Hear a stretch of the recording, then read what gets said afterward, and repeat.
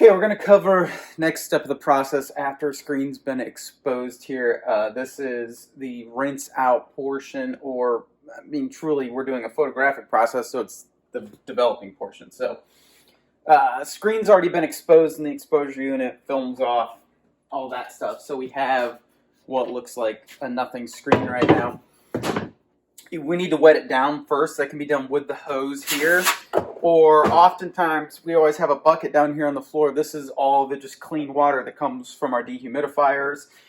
So we like to reuse that too because it's good to reuse things. So all I'm doing to start is literally just soaking it all down. And that can be done. If there's recycled water here, we can use that. Just by giving it a good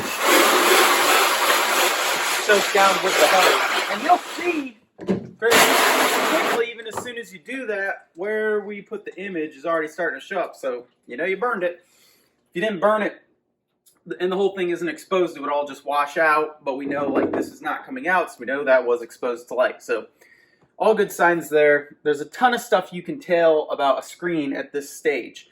So first step though is just get it wet, soak it, leave it. Don't start hitting it with the pressure washer. Leave it for a little bit. This is a perfect time in the process. Go back in the screen room, be taping up the next screen, exposing that one while this one's sitting here. You don't want to, there's no reason to rush it, and you'll get a better screen by not rushing it. Let it soak. You know, you're just wasting your time by standing there hammering it with water the whole time. You can do something else during that time, so we want to be efficient. So that's what I'm going to do right now while this is sitting here soaking, is get another screen ready.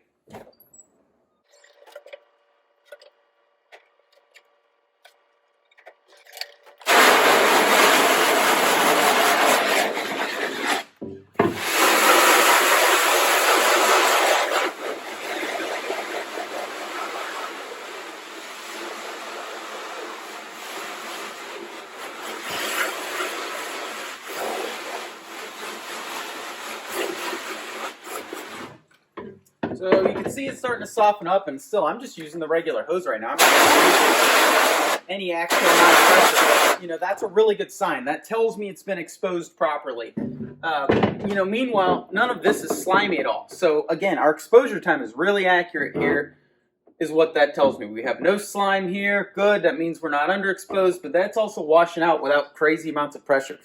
A lot of shops I go into, they overexpose and they're just blasting them with pressure, or they don't let them soak long enough. And again, there's no reason to not leave them soak. Go do something else during that time. You know, we talk about time efficiency and how to get a lot of screens done in a certain amount of time, and people are like, well, I don't know how you get that many screens done. Well, this is how. We're not just standing here trying to push one out. We're doing other things simultaneously.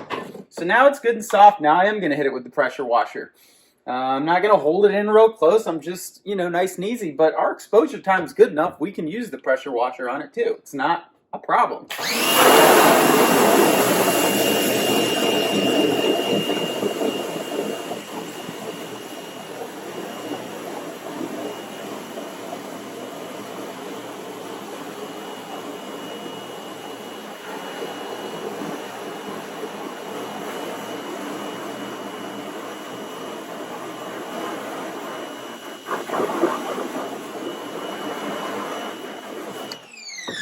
The time where you want to inspect it and just make sure you know you really got everything, and looking through the light to make sure everything's well washed. You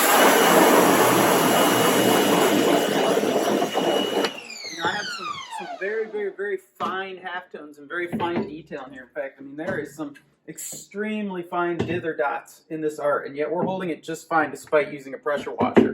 So that tells me our exposure times are good and our film's good. So that screen is now good. It's ready to go. We're going to put it in the rack right here beside us to dry.